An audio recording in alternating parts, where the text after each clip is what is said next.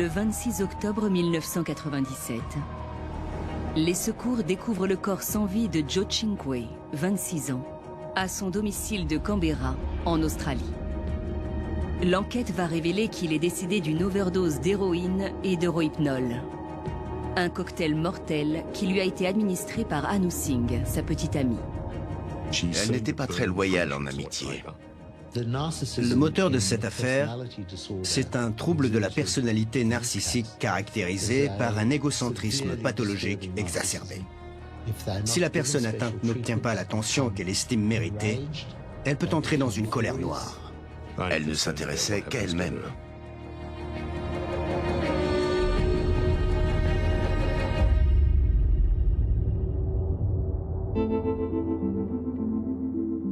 Giuseppe Joe Chinkwe est le fils aîné de Maria et Nino Chinkwe, un couple d'Italiens qui a immigré en Australie. Joe grandit dans la ville de Newcastle, en Nouvelle-Galles du Sud. C'est un enfant facile, qui travaille bien à l'école. C'était un garçon intelligent, studieux, toujours prêt à aider aux tâches ménagères. Il aimait passer du temps dans le jardin avec ses parents, un jardin magnifique. Il a grandi dans une famille très traditionnelle. Il faisait la fierté de ses parents. Il a été le premier membre de la famille à décrocher un diplôme universitaire. C'était quelqu'un de bien. En 1997, Joe trouve un emploi à Canberra et s'installe dans la capitale.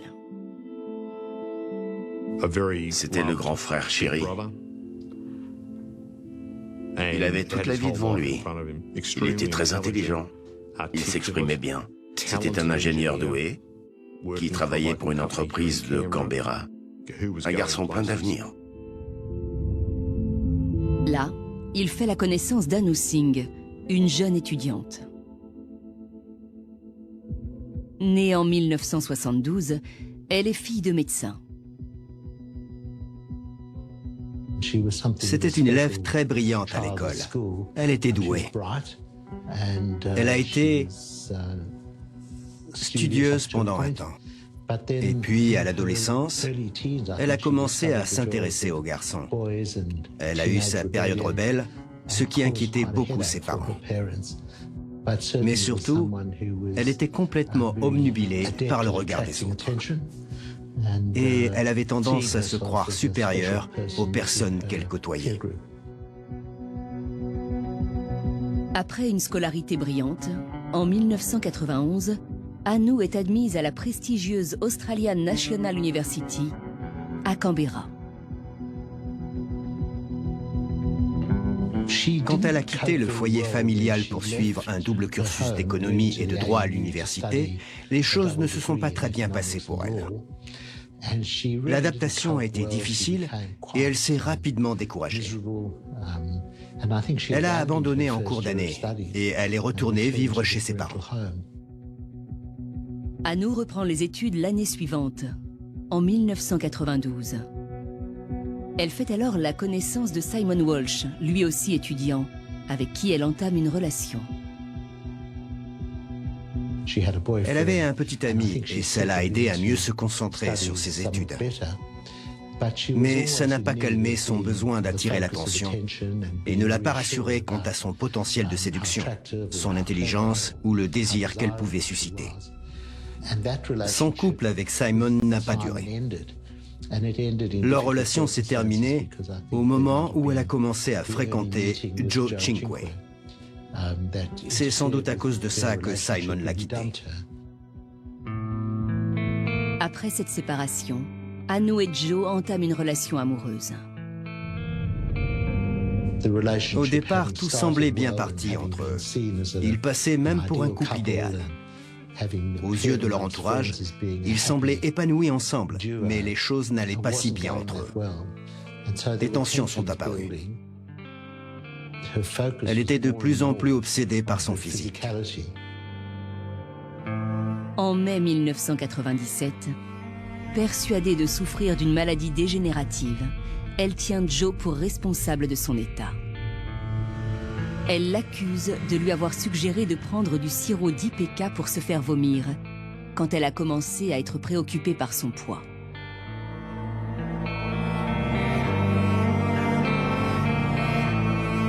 Elle a accusé Joe de lui avoir dit d'en prendre. Sauf que si elle ne voulait pas, elle n'avait qu'à refuser. Il ne l'a pas forcée. À mon avis, c'était juste un prétexte. Ce n'était pas la vraie raison. Au cours des nombreuses auditions et dépositions, à la fois de ses camarades d'université, amis et collègues, j'ai eu le sentiment que petit à petit leur relation s'était tendue et que ces tensions étaient le résultat de l'obsession d'Anu envers ce qu'elle considérait comme des problèmes médicaux. Et ce qui ressortait de ces conversations, c'est qu'à un moment, Joe a commencé à en avoir marre. Elle était inquiète au sujet de ses symptômes physiques, qui ont été écartés par les différents spécialistes qu'elle a consultés. Elle était persuadée d'avoir un trouble neurologique, mais elle a été examinée et ça n'a pas été confirmé. Ça n'a pas atténué ses inquiétudes pour autant, bien au contraire. Et leurs relations de couple en ont probablement souffert. Les tensions dans le couple ne font que s'accentuer. Et Anu ne supporte pas l'idée que Joe veuille la quitter. Si cette idée a germé dans son esprit, c'est parce que ces troubles du comportement duraient depuis de nombreux mois. À mon avis, c'était le symptôme d'une personnalité fragile et trouble, qui n'arrivait pas à combler son besoin d'être rassurée, d'être au centre de l'attention, d'être admirée et aimée de tous. Au cours de l'année 1997, le comportement d'Anu devient de plus en plus inquiétant. L'étudiante en droit se met à planifier un prétendu projet de pacte suicidaire entre elle et Joe. Elle va jusqu'à demander à une camarade étudiante, Madhavi Rao, de l'aider à échafauder son plan. Madhavi Rao suivait les mêmes cours de droit qu'Anu. Une chose en amène une autre, et elles ont commencé à comploter toutes les deux. Elles allaient ensemble à la bibliothèque pour étudier les différentes méthodes d'assassinat. Anu Singh a tenté à plusieurs reprises de se procurer une arme à feu sans succès. Elle s'est alors intéressée aux drogues et aux substances qu'elle pourrait utiliser.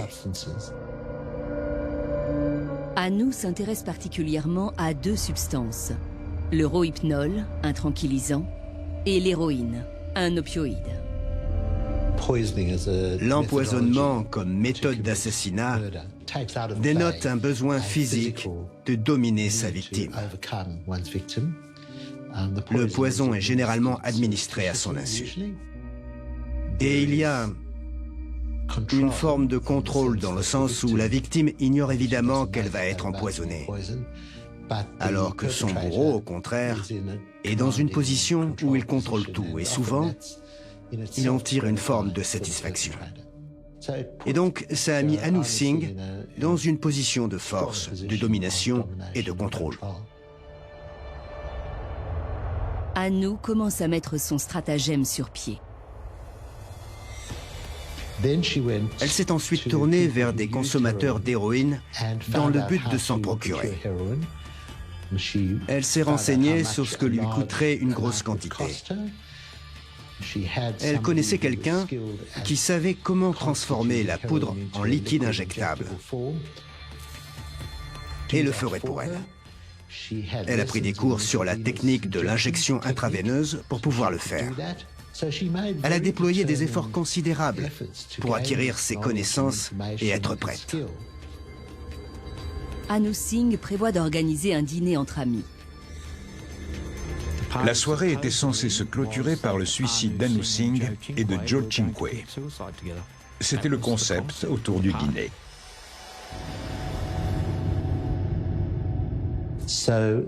Et donc le point de départ de ces pseudo-dîners festifs entre amis, c'était principalement cette idée.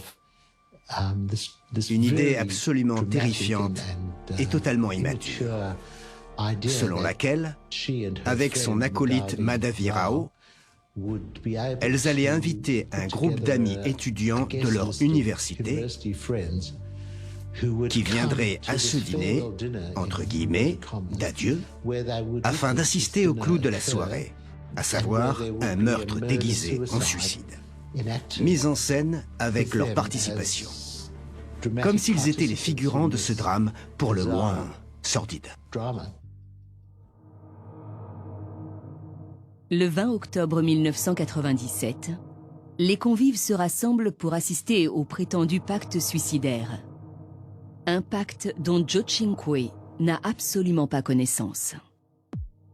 Personne n'a parlé à Joe pour savoir si oui ou non il était d'accord avec cette idée et s'il avait vraiment l'intention de se suicider. Organiser une fête et suggérer qu'avec un autre invité vous allez vous donner la mort sans que la personne concernée qui est assise à table ne soit au courant du projet, c'est vraiment macabre. Pendant le dîner, comme prévu, Anu Singh a mis du rohypnol dans le verre de Joe et il est allé se coucher. Quand les invités ont commencé à partir, elle a essayé de lui injecter de l'héroïne, mais la drogue s'était solidifiée et ça n'a pas marché. Alors elle a laissé tomber et elle a demandé à Madhavi d'organiser un autre dîner. Le second dîner a lieu le vendredi 24 octobre 1997. De nouveau, ils se sont tous réunis pour s'adonner encore une fois à cette activité sordide. C'étaient des étudiants en droit qui étaient d'accord pour assister à une fête durant laquelle ils savaient que des gens, ou plus exactement une ou deux personnes, allaient mourir. Ça nous questionne sur la moralité de toute cette histoire. Cette question, c'est ce qui soulève le plus d'interrogations au sujet de cette affaire depuis plus de 20 ans. Le public a beaucoup de mal à se figurer comment des gens ont pu être assez insensibles pour aller à ce dîner, faire ça et retourner à leur vie comme si de rien n'était. L'héroïne était préparée d'avance dans des seringues prêtes à l'emploi. Elle avait été préparée par des amis qui avaient l'habitude d'en consommer. La deuxième fois, on lui a encore donné du rohypnol. D'après Anu, Joe ne serait sorti de son sommeil profond que le lendemain, vers 18 h. Elle aurait ensuite attendu le matin du dimanche 26 octobre pour lui administrer l'injection mortelle. Joe a dormi, et c'est le lendemain, au petit matin, qu'elle lui a fait l'injection d'héroïne.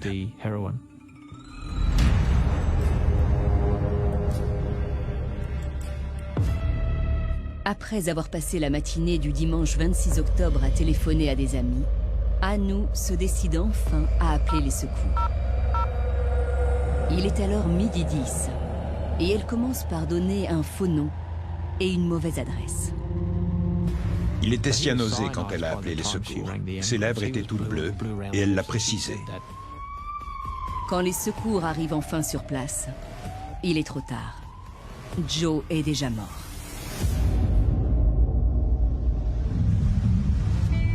Le sergent Harry Haynes est le premier enquêteur de la criminelle à arriver sur place.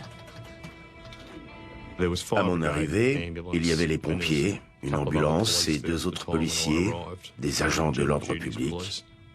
Je suis monté à l'étage. J'ai vu Joe, il était mort. Ça ne faisait pas de doute.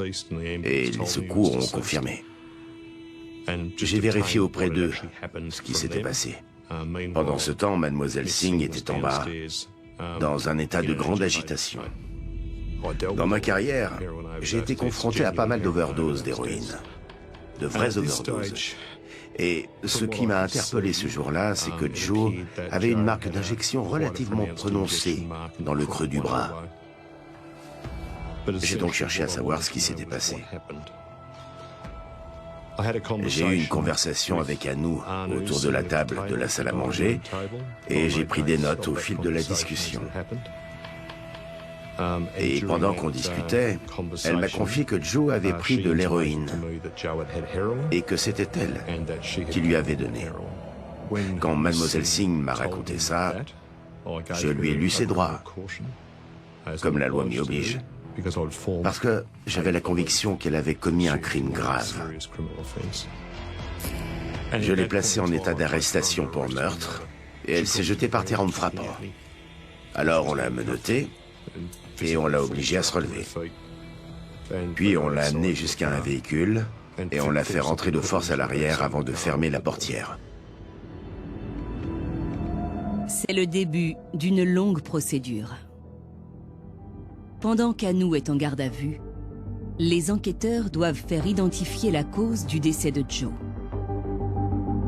Des analyses toxicologiques confirment la présence de rohypnol et d'héroïne en quantité toxique dans son organisme.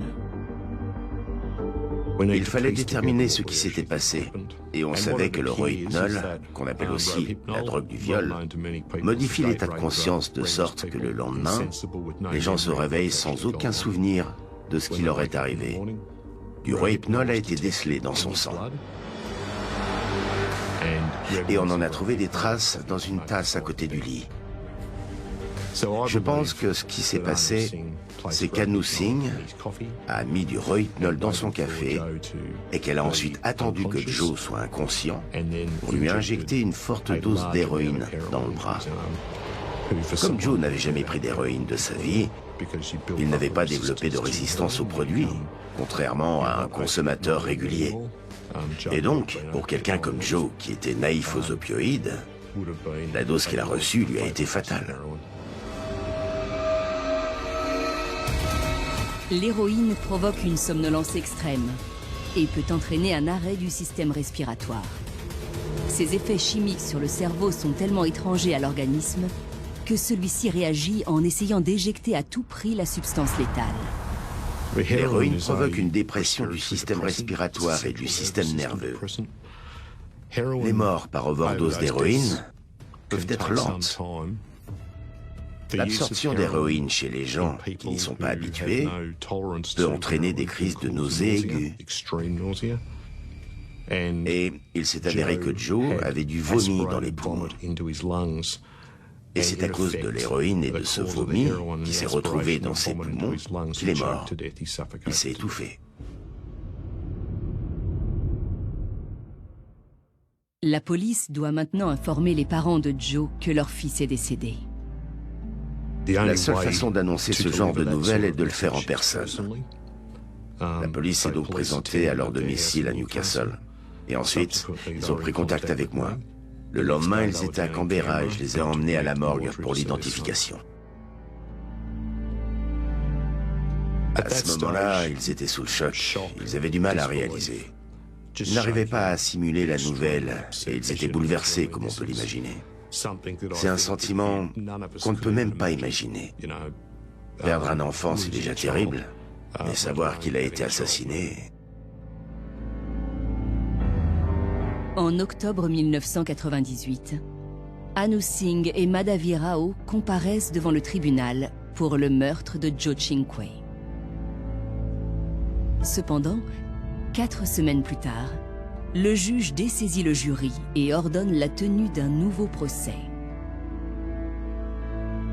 L'argument, c'était que lorsque 2 personnes sont jugées ensemble pour le même crime, ce qui était leur cas, les preuves présentées contre un accusé ne peuvent pas être retenues d'office contre l'autre. C'était ça la raison. Dans certains États d'Australie, la défense peut choisir d'être jugée par un jury ou par un juge seul. Anu Singh et Madhavi Rao vont choisir de comparaître devant un juge seul.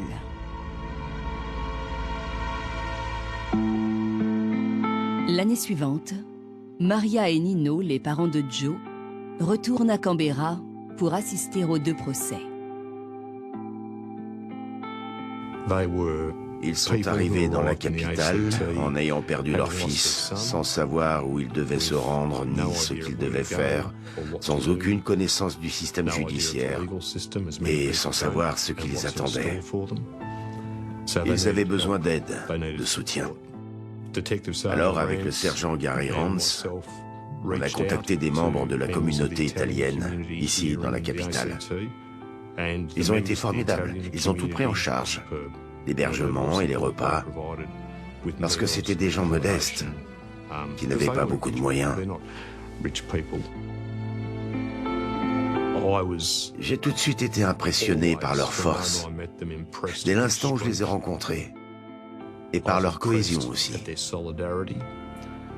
Ils ont fait face ensemble dans la salle d'audience, et ils sont restés dignes, face à l'exposé des détails les plus atroces sur la mort de leur fils. Madhavi Rao va comparaître devant un juge au tribunal. Le juge a estimé qu'elle n'avait rien fait de mal, absolument rien, et elle est repartie libre, sans qu'on lui reproche quoi que ce soit. Pas même le fait qu'elle ait acheté l'héroïne, qu'elle se soit procuré le Rohypnol, ni qu'elle ait organisé ses dîners, et fait tout cela dans le but d'aider Anu. Ni même le fait qu'elle ait parlé à une jeune fille et lui ait confié qu'Anu avait prévu de tuer Joe. Ni qu'elle ait organisé de dîner, sachant que Joe était censé y laisser sa vie. Quand Anu Singh comparaît devant le tribunal, elle fait face à 3 chefs d'inculpation, dont le meurtre de Giuseppe Jocinque. Elle plaide non coupable pour les 3, en invoquant des circonstances atténuantes.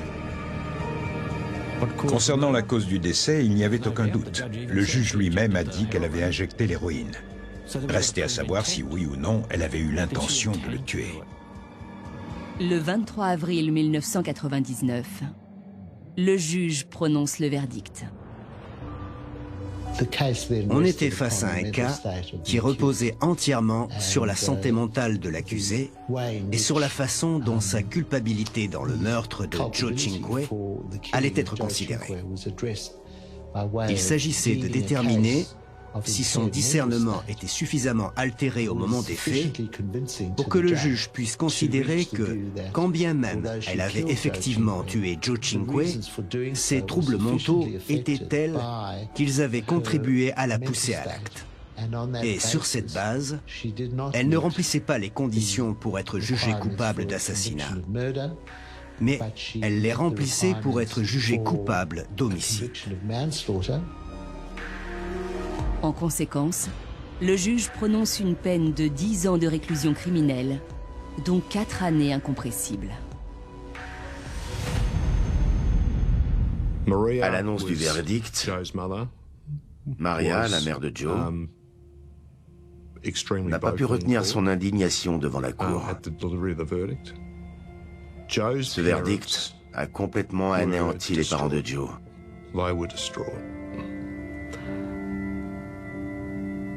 Et franchement, ce n'est pas difficile de comprendre pourquoi. En perdant leur fils, c'est toute la famille au sens large qui a été détruite. Au-delà du drame qu'a représenté la perte de Joe, cette affaire a eu des conséquences à long terme sur chacun des membres de la famille.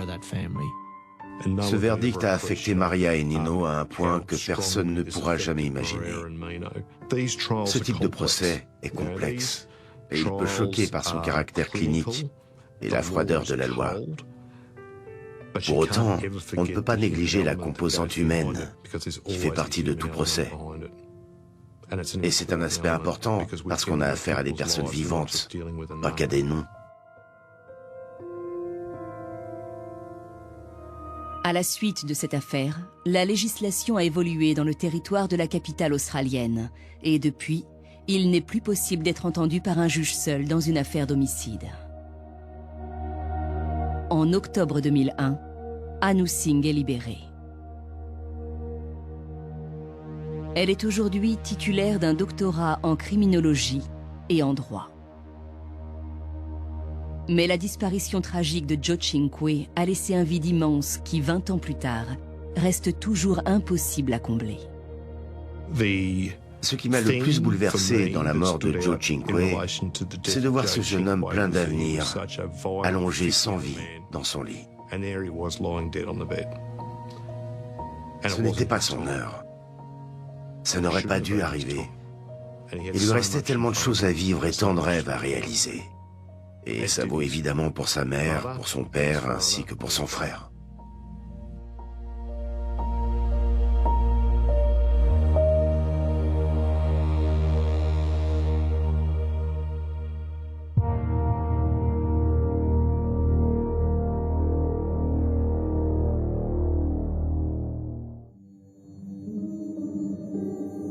Un matin d'octobre à Melbourne, en Australie, les secours sont appelés au domicile de Sophia Sam et Sam Abraham.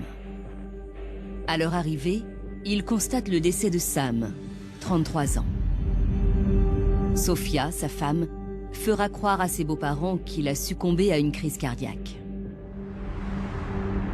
Un mensonge auquel elle va s'accrocher avec la complicité de son amant, un certain Haroun Kamalhasanan, et que les enquêteurs vont mettre du temps à dissiper.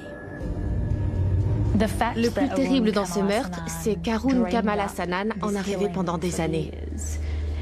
Ça en dit long sur sa détermination. Personnellement, je n'en revenais pas qu'ils aient failli s'en tirer sans être inquiétés.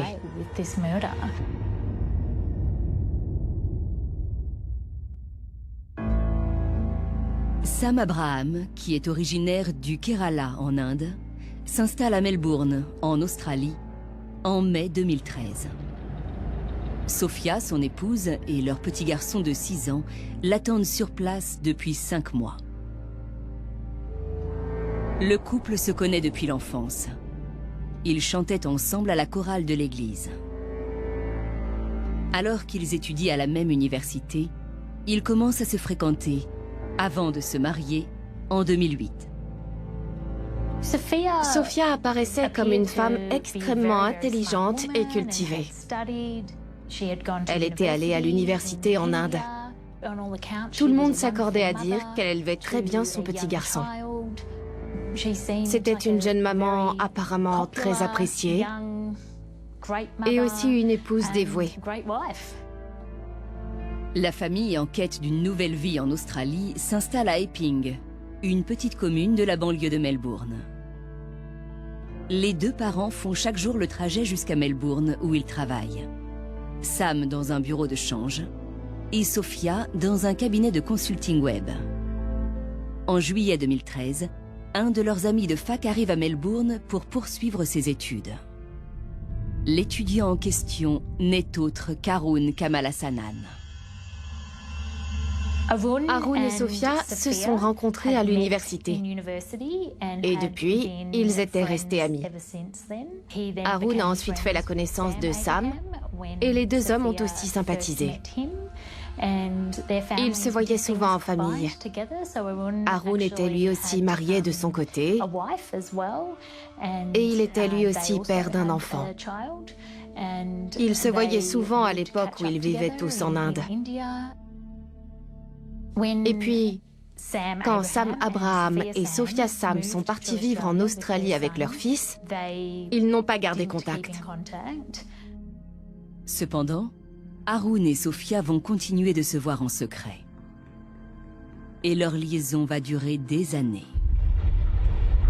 À partir de 2013, ils ont commencé à se parler par journal interposé. Sophia y écrivait des choses comme « J'aimerais tellement dormir dans tes bras, mais je ne peux pas. Je veux être avec toi, mais tu n'es pas à moi. Tu es l'homme qu'il me faut, mais tu appartiens à une autre. » Ou encore « Pourquoi j'ai un cœur de pierre? Pourquoi suis-je si cruelle? Comment puis-je être aussi fourbe? Tu me rends si mauvaise. » Alors qu'ils ont chacun de leur côté un conjoint et un enfant, les deux amants sont déterminés à continuer de se voir en secret. Si leur liaison venait à être découverte, ce serait un grand déshonneur pour leur famille. Dans cette affaire, on avait deux jeunes amants, Haroun Kamalhasanan et Sophia Sam, qui se retrouvaient régulièrement en cachette et ont échafaudé un plan pour se débarrasser du mari gênant. Un empoisonnement demande de l'anticipation. Il faut déjà se procurer le bon produit et il faut aussi s'assurer que le poison pourra être administré et qu'il pourra être ingéré ou absorbé d'une manière ou d'une autre. Ça implique un degré de planification manifestement plus important que lors d'une agression spontanée.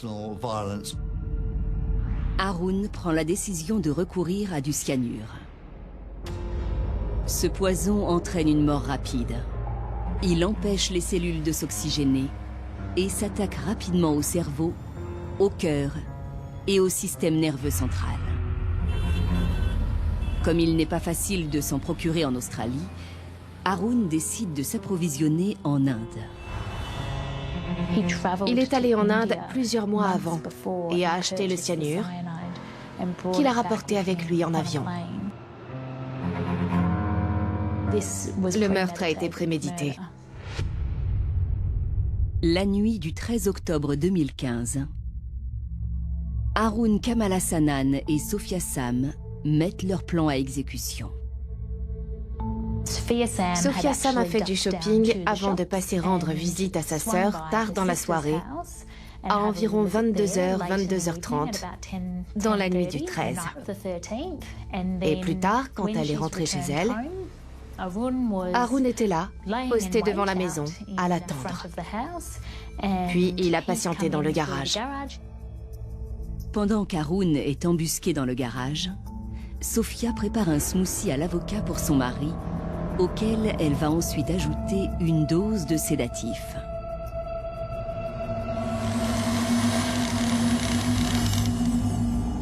Au milieu de la nuit, il est entré dans la maison. D'après les estimations, il devait être environ 2 heures du matin. Comme il le racontera plus tard, il a lui-même mis le cyanure dans un verre de jus d'orange, puis mélangé le tout. Ensuite, il a redressé Sam dans son lit pendant qu'il dormait, afin de lui faire ingurgiter la mixture par petites gorgées sur une durée de 20 minutes. Puis, il l'a rallongé. Il a dû procéder par toutes petites doses. Il devait savoir que le réflexe d'avaler demeure même quand on est endormi. Si une petite quantité de liquide coule dans votre bouche, vous l'avalez automatiquement. Le matin du 14 octobre 2015, les secours sont appelés au domicile du couple. Sophia a dit à la police que lorsqu'elle s'est réveillée le matin, elle n'a pas réussi à le sortir du lit.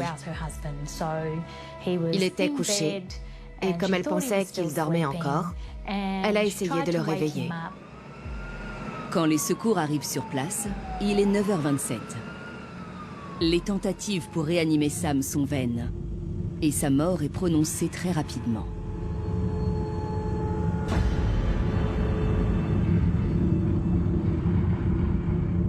Le décès de Sam Abraham est signalé au coroner. Si le légiste estime que c'est nécessaire, une autopsie est demandée et une équipe va procéder à l'examen post-mortem. Le but de l'autopsie est de déterminer les causes de la mort et d'aider à reconstituer les circonstances du décès. Les premières constatations laissent penser que Sam a succombé à une crise cardiaque. C'était un père de famille de 33 ans qui, d'après les témoignages, ne menait pas une vie très saine. Sa femme avait fait des déclarations en ce sens et avait aussi précisé qu'il avait un traitement et qu'il était un peu en surpoids.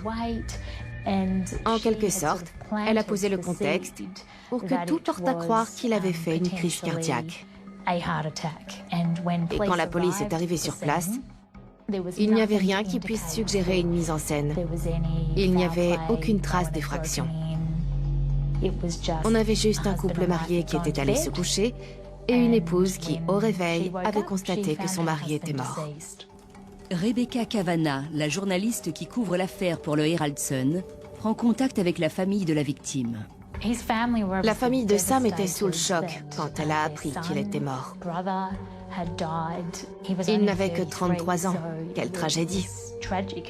D'autant qu'il habitait sur un autre continent, avec celle qu'il pensait être une épouse aimante, et leur petit-fils. Ils étaient tous bouleversés.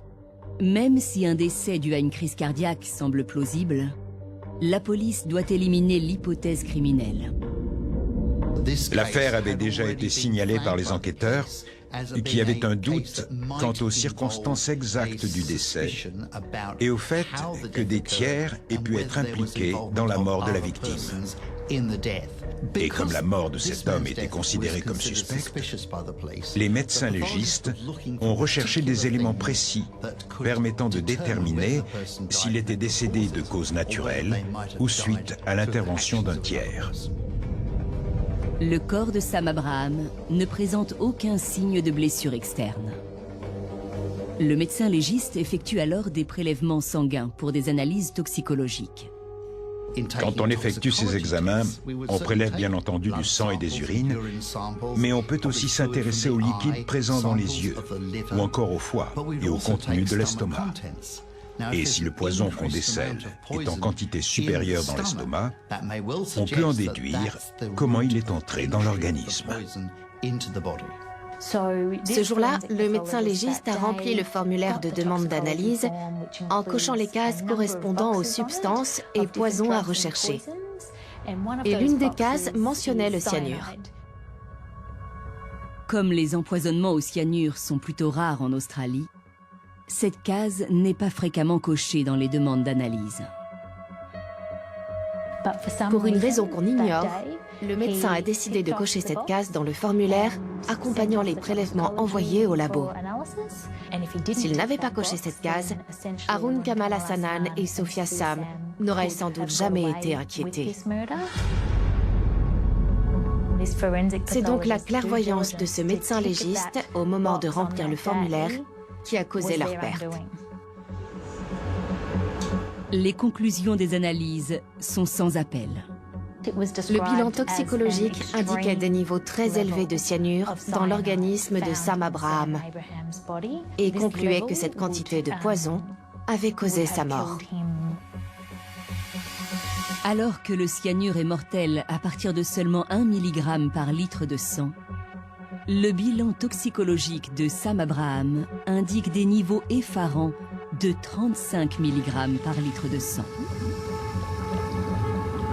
Au tribunal, les experts ont déclaré qu'il avait dû souffrir le martyre avant de mourir et s'était probablement tordu de douleur dans son lit quand le poison a commencé à faire effet. Ils ont aussi décrit le cyanure comme une arme silencieuse pour celui qui l'utilise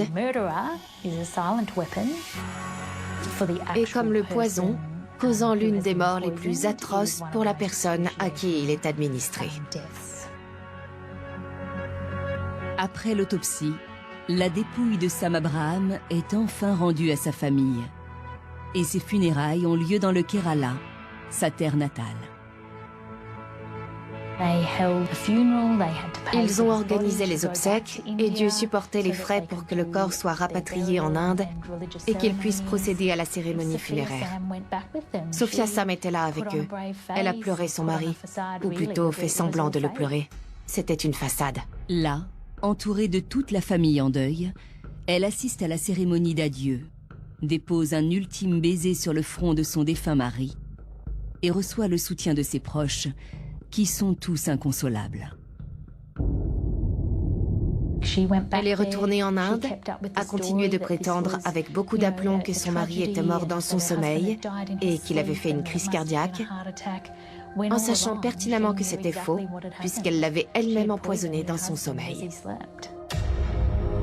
Ce qu'elle ignore encore, c'est que les enquêteurs ont reçu les résultats du laboratoire et qu'ils sont maintenant après elle. L'affaire a été confiée à la brigade criminelle qui a demandé au bureau du légiste de ne pas divulguer les détails du compte-rendu toxicologique ni révéler la cause du décès, que ce soit à la famille de Sam Abraham ou à qui que ce soit d'autre que les enquêteurs en charge de l'affaire. Ça leur a donné le temps de constituer un dossier et de mener à bien leurs investigations. Dans une affaire d'empoisonnement, on cherche à savoir comment le poison a été administré, de quelle manière il est entré dans l'organisme. Par exemple, s'il a été injecté ou s'il a été avalé.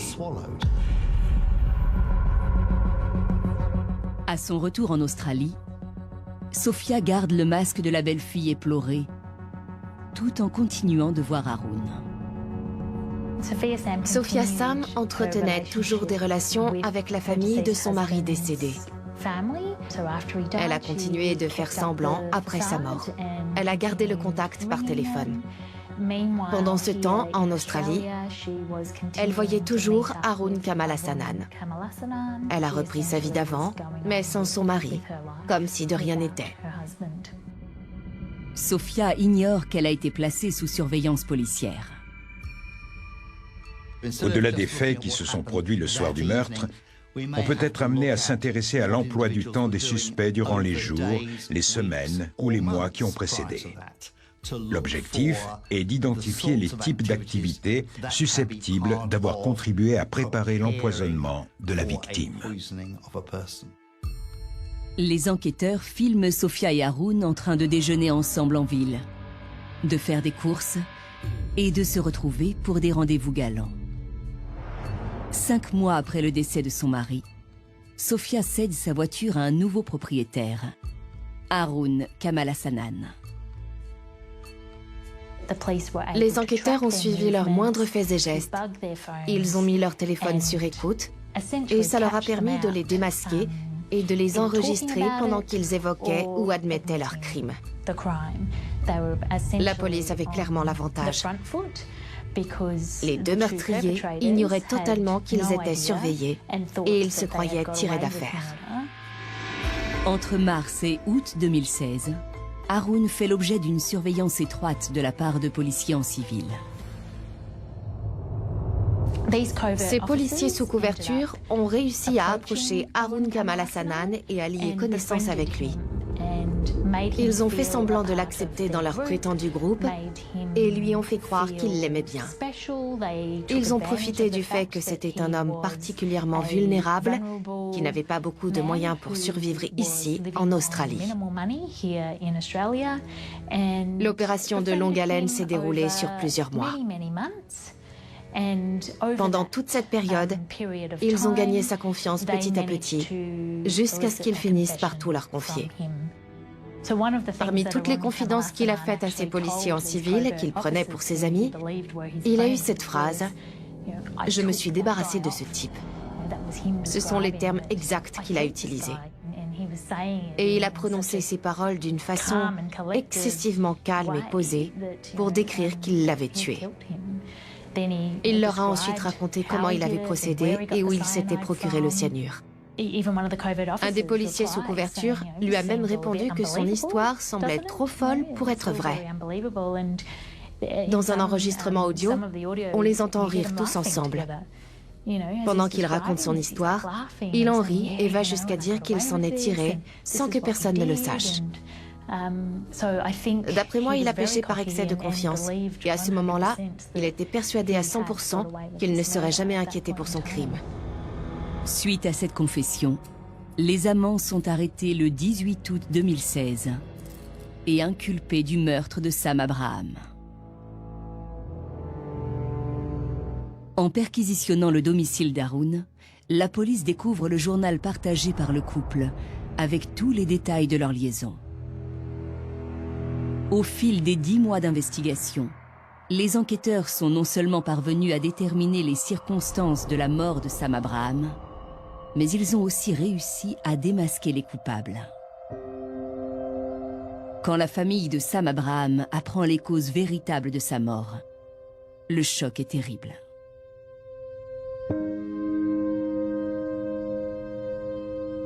Jugés par la Cour suprême du Victoria, les 2 amants sont déclarés coupables de meurtre le 21 février 2008. Considéré comme l'auteur principal du crime, Haroun Kamalhasanan est condamné à une peine de 27 ans de réclusion. Sophia Sam, quant à elle, écope de 22 ans de prison. 18 mois plus tard, leurs recours respectifs auprès de la Cour d'appel sont rejetés. Suite au verdict, la famille de Sam a fait un communiqué depuis l'Inde dans lequel ils ont déclaré que leur belle-fille méritait la prison à vie dans les termes suivants. Sophia Sam ne devrait jamais être libérée de prison pour ce qu'elle a fait. Et ils ont ajouté, elle devrait croupir en prison. En notant la vie à Sam Abraham, Haroun Kamalhasanan et Sophia Sam ont pris une décision qui a eu des conséquences dévastatrices pour beaucoup de monde, que ce soit la famille ou les amis de la victime. Sans parler de son jeune fils, qui a dû grandir sans figure paternelle, et sans sa mère. Sa mère est sous les verrous et son père n'est plus de ce monde. C'est tragique aussi pour les parents de Sam. Ils vivent en Inde et se sentent totalement impuissants à cause des milliers de kilomètres qui les séparent de leur petit-fils, avec lequel ils n'ont plus aucun contact. Cette affaire a eu des effets dévastateurs et ce crime odieux aura des répercussions pendant longtemps encore.